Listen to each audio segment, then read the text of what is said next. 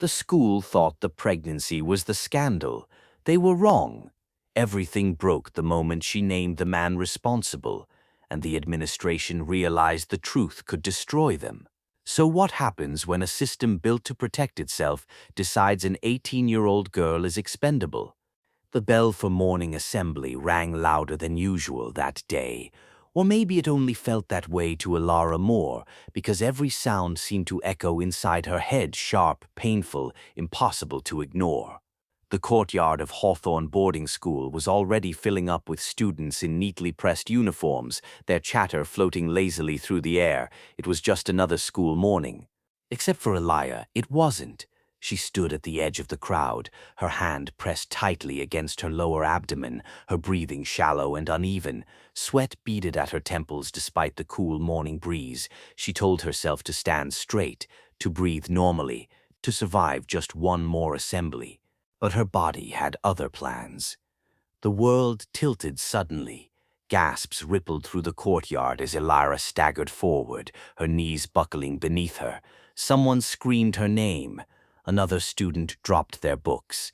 By the time the teachers rushed in, Elara had collapsed onto the cold stone ground, unconscious. Blood stained the hem of her uniform. The school infirmary smelled of antiseptic and panic. Elia regained consciousness to the sound of hushed voices and hurried footsteps. A nurse hovered over her, checking her pulse, while the vice principal stood stiffly near the door, his face pale. "Where am I?" Elia whispered. "You fainted," the nurse said gently. "Try not to move." Elia's hand instinctively went to her stomach again. The nurse noticed. Her expression changed. 30 minutes later, the truth arrived in the form of a small plastic stick placed silently on the metal tray beside the bed. Positive. Elia stared at it as though it might disappear if she looked away long enough. Her heart pounded violently against her ribs. She was 18, a final-year student. Brilliant, quiet, invisible, and pregnant. By lunchtime, the rumor had spread. At Hawthorne Boarding School, nothing stayed secret for long.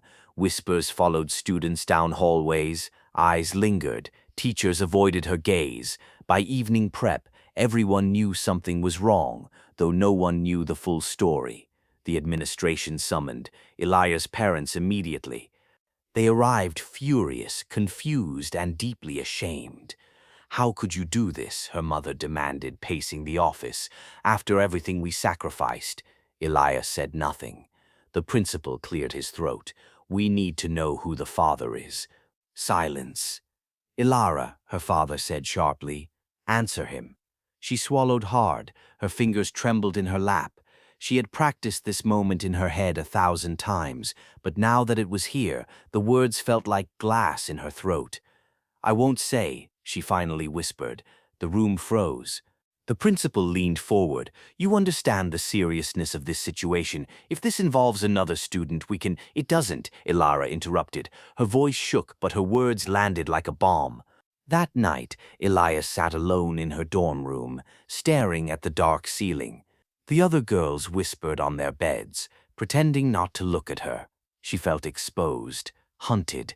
Her mind drifted backward, to the extra tutoring sessions she hadn't asked for, to the way Mr. Calloway, her literature teacher, had praised her essays when no one else noticed.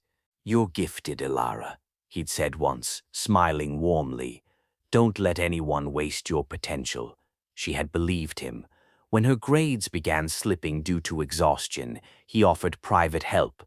When she confided in him about pressure, he listened. When she cried, he didn't judge. He made her feel seen, and then he made her feel trapped. 3 days later, Elia finally spoke. The school board assembled in the conference room, faces tight with discomfort. Her parents sat on one side, the principal on the other. A guidance counselor hovered uselessly near the window. "Tell us," the principal said carefully, "who is responsible?" Elia lifted her head. It was Mr. Calloway. The room erupted. Her mother screamed. Her father stood up so fast his chair toppled backward. The principal's face hardened instantly. "That's a very serious accusation," he said coldly. "I know," Elara replied. "They didn't ask how. They didn't ask why. They didn't ask if she was telling the truth. They assumed she wasn't. Mr. Calloway denied everything, calmly, smoothly, convincingly. He spoke of misunderstandings, student infatuation, and false allegations fueled by shame. He had been teaching for 12 years. He had awards, a spotless record, a wife, 2 children. Elia had none of that. By the end of the meeting, the decision was clear. The school would investigate. Unofficially, they had already chosen a side, and it wasn't hers. Elia was removed from classes. Her phone was confiscated for her well-being. Her dorm privileges were restricted. Whispers turned into open judgment. She's lying. She wants attention. She's trying to ruin his life. Mr. Calloway continued teaching, smiling, watching. But what Hawthorne Boarding School didn't know, what no one knew, was that Elia had anticipated this. Months ago, when fear first replaced trust, she had begun preparing. Quietly, carefully, because if the truth ever came out, she would need proof. Elia returned to her dorm room that evening, her steps silent on the polished floor. The hallways were empty, the whispers having subsided for the night. Her dorm mates whispered behind curtains, too polite or too scared to confront her directly. That didn't matter. She didn't need them. She opened her bag and carefully removed a small, plain notebook she had kept hidden for months. Inside were details no one could have imagined.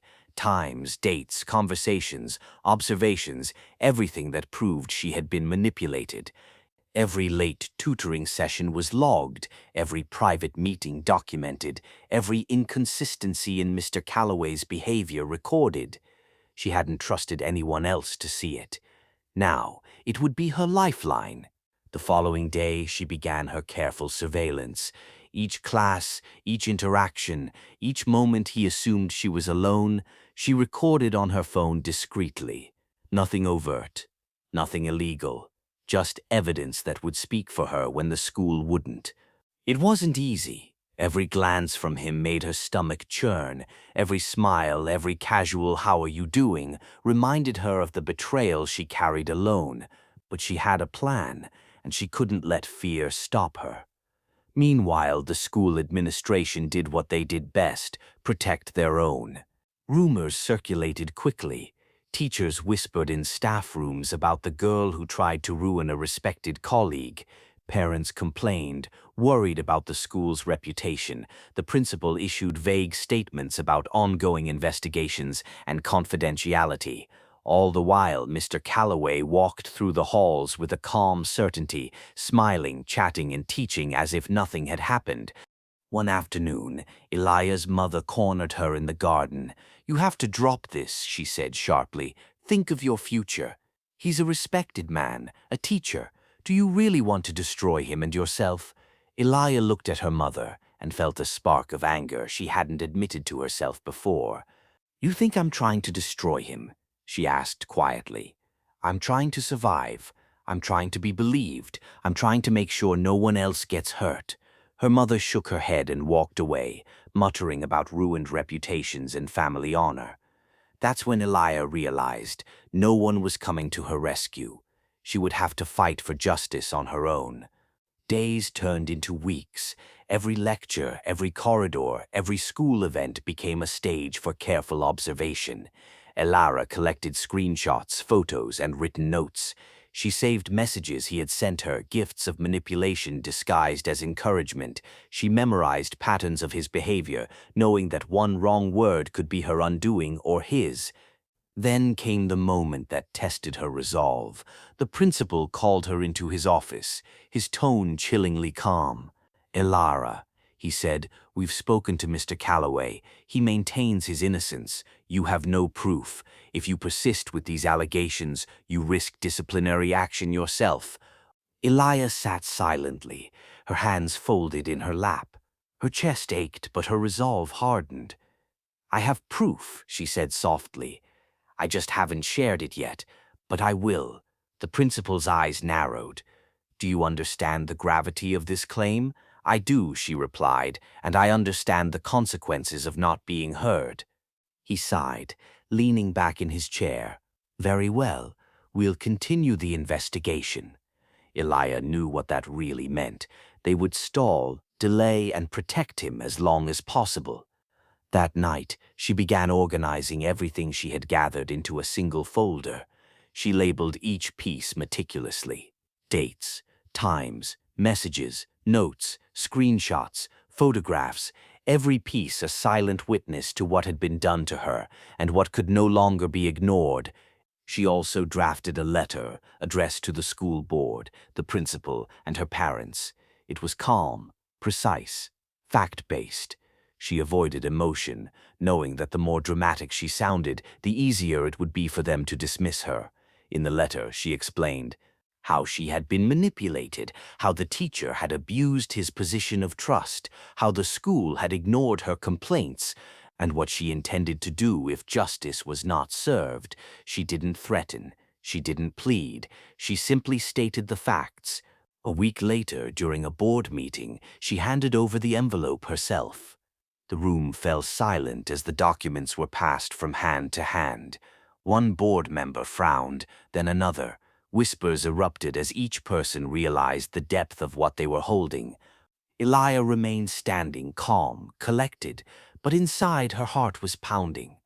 This was the moment she had prepared for, the moment where truth would finally confront power.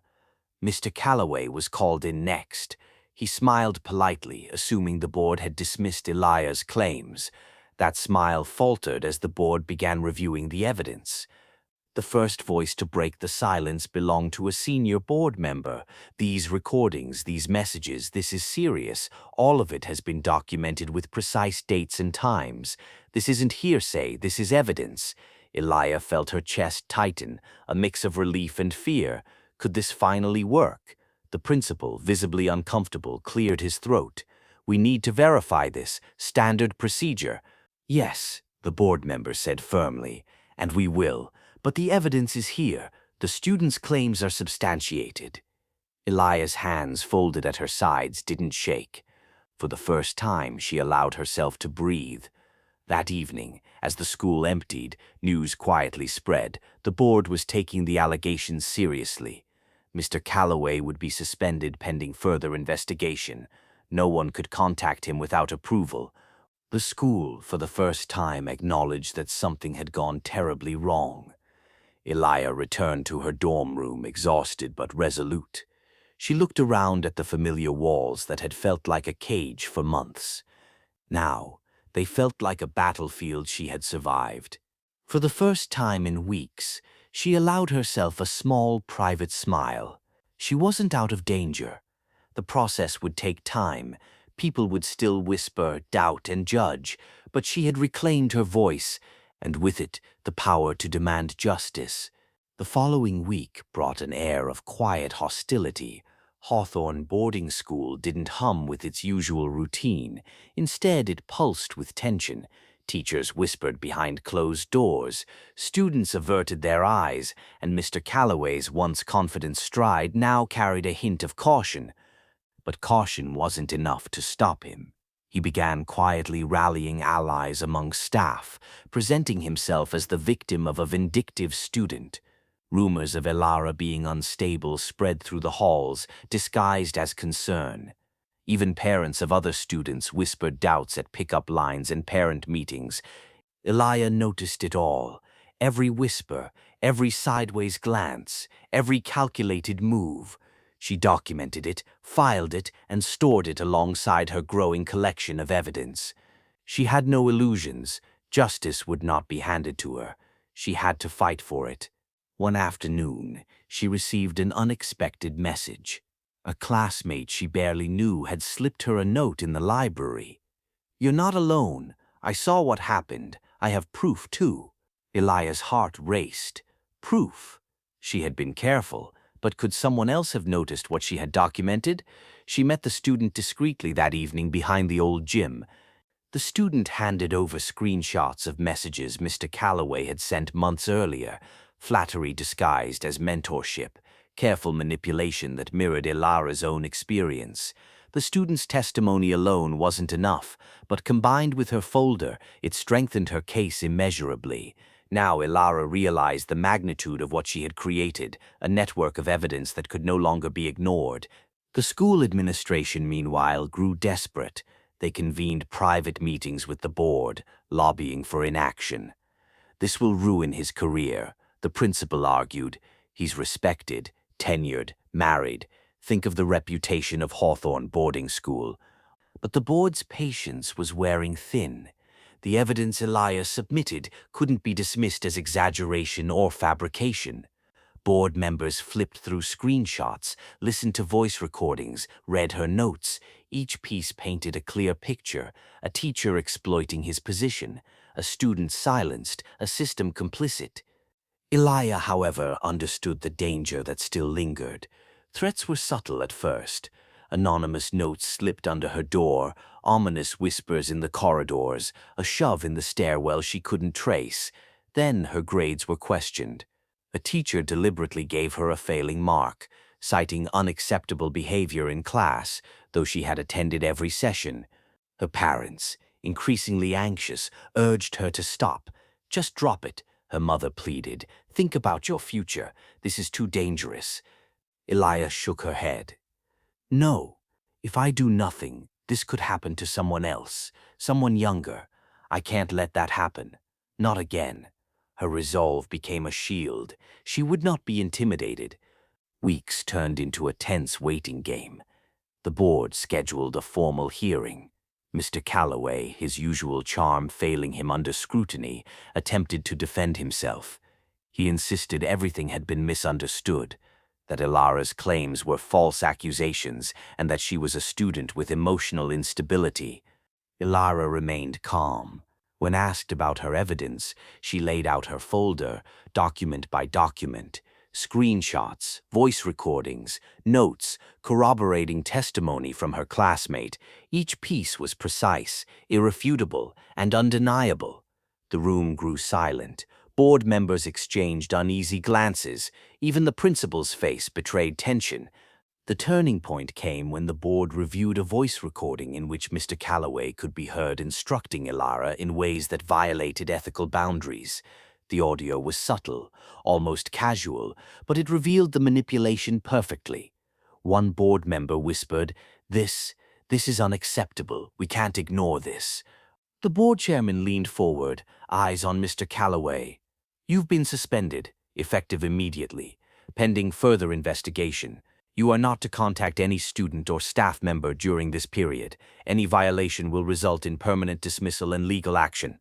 Mr. Calloway's calm demeanor shattered. He attempted to speak, to plead, but no one listened.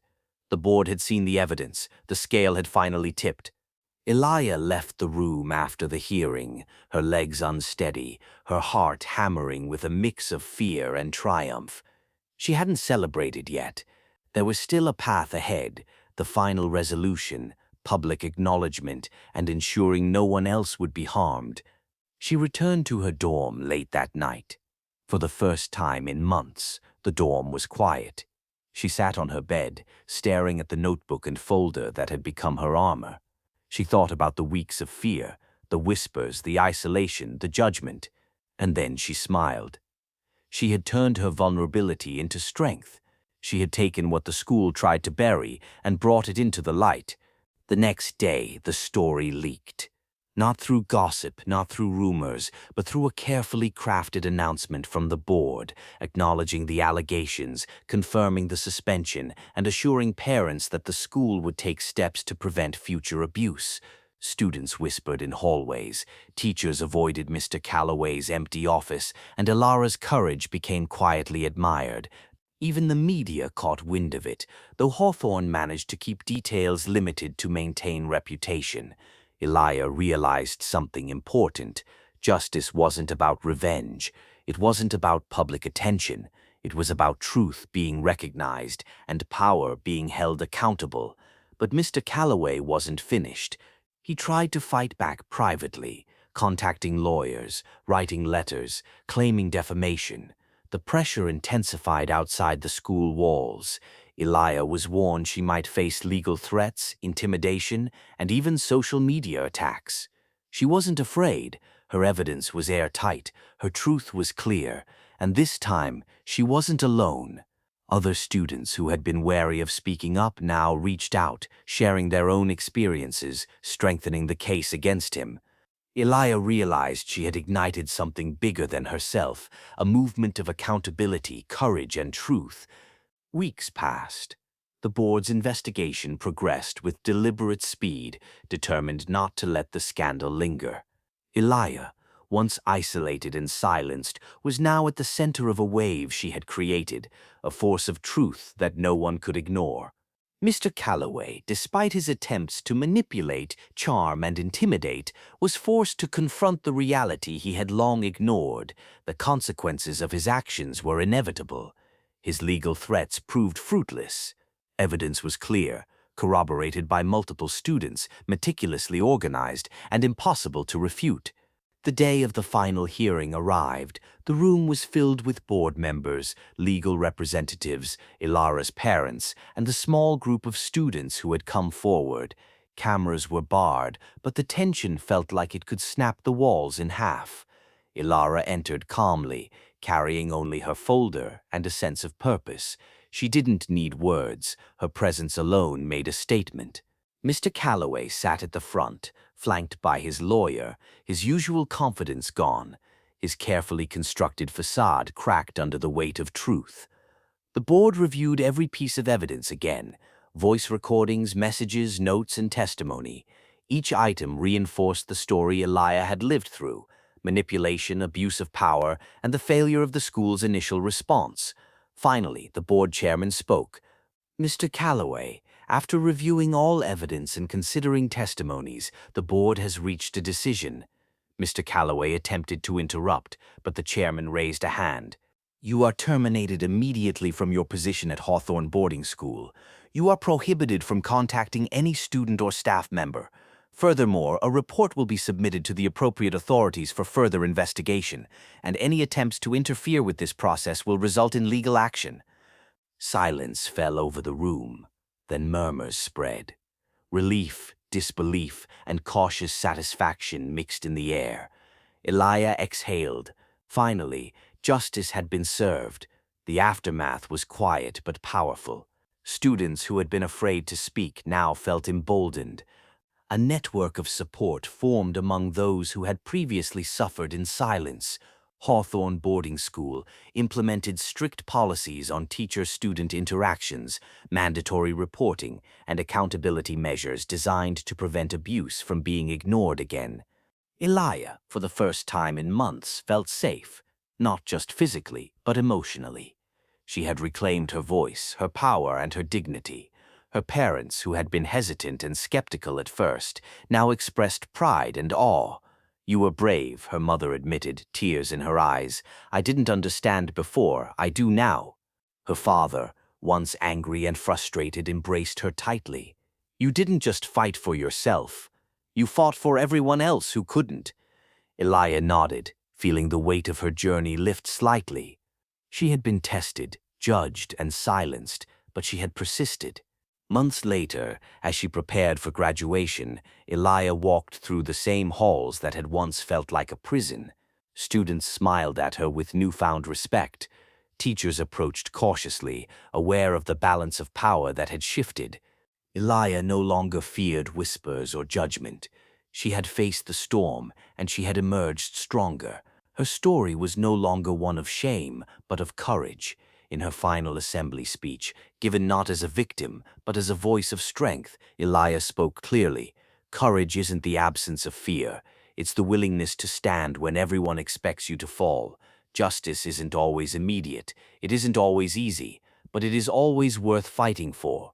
Her words resonated through the hall. For many students, it was the first time they felt truly seen.